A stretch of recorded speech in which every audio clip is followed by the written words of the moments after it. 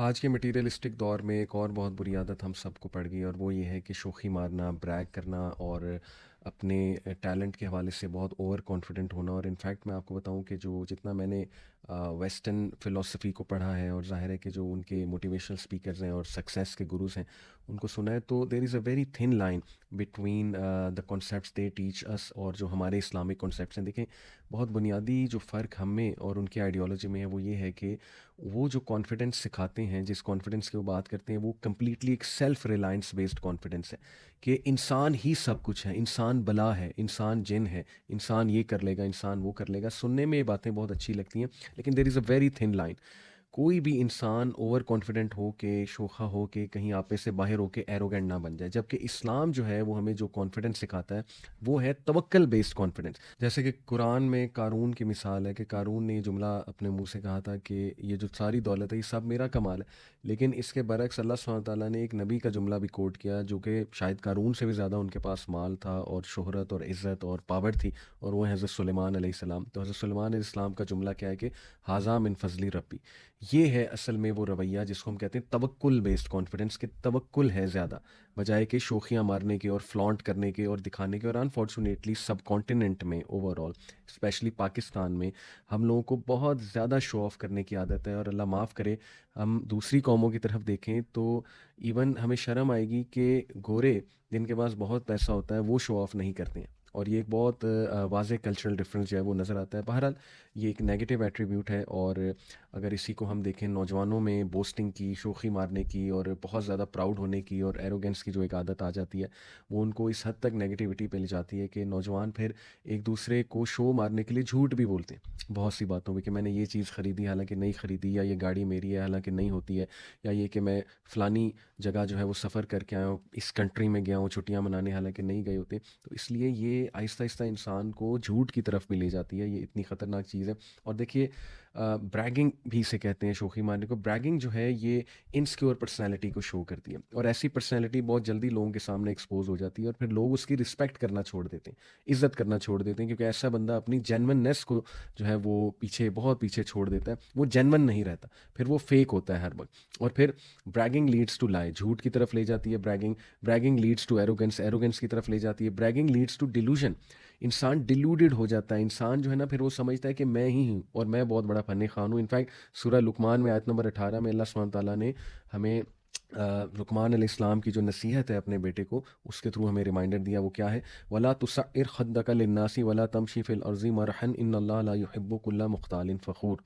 अल्लाह सुब्हानहू तआला कहते हैं कि लुकमान इस्लाम ने अपने बेटे को ये नसीहत की, and do not turn your cheek toward people and do not walk through the earth exultantly. देखो, लोगों से अपने गाल को, अपने चेहरे को मत फेरो, किसमें? प्राइड में, एरोगेंस में। और अर्थ पर एक्सल्टेंटली ना चलो, यानी कि इस तरह ना चलो कि जैसे एक मुतकब्बिराना जो है वो चाल होती है। Indeed Allah does not like every one self deluded boastful, इन अल्लाह ला युहिब्बु कुल्ला मुख्तालिन फ़खूर। मुख्तालिन फ़खूर यानी ऐसा इंसान जो बहुत शोखी भी मारता है, ब्रैग करता है अपनी चीज़ों के बारे में, और वो डिल्यूड हो जाता है, यानी वो धोखे में पड़ा हुआ है। उसको पता नहीं है कि दुनिया में उससे भी बहुत बड़े बड़े सक्सेसफुल लोग हैं। और ऐसे बंदे को अब क्या करना चाहिए? देखिए, ये एक है तो बुरी हैबिट, लेकिन इसका क्योर भी है इंशाल्लाह। तो मैं आपके सामने जो है वो इसका क्योर रखता हूँ। सबसे पहले ये बात हमें समझनी चाहिए। एक सलफ़ का कोट है बहुत खूबसूरत। उन्होंने कहा, कितने ही लोग हैं जो ज़मीन पर अननोन हैं लेकिन आसमानों पे फरिश्तों के यहाँ सेलिब्रिटी हैं। आज के सोशल मीडिया के दौर में जिधर हर बंदा ब्रैग करना चाहता है कि मैंने खाना खाया तो पिक्चर लगाऊं, बाइक चला रहा हूं तो पिक्चर लगाऊं, गाड़ी चला रहा हूं तो स्पीडोमीटर की पिक्चर लगाऊं, हर चीज़ हमने दिखानी है। नया कपड़ा लिया वो दिखाना है, हम अच्छे लग रहे हैं वो पिक्चर हमने डाली। इंस्टाग्राम पे लड़कियां, आप देखें, अल्लाह माफ़ करे, इट्स ऑल जस्ट ब्रैगिंग और इट्स ऑल सो फेक। तो ये बात याद रखें। और हम इवन चैरिटी भी करते हैं तो ब्रैग करते हैं कि मैंने चैरिटी किया है, मैंने फलानी जगह जो है ना वो जाके ये काम किया, अल्लाह माफ़ करे। देखें, एक है कि दूसरों को इनकरेज करने के लिए दिखाया जा रहा है, वो ठीक है।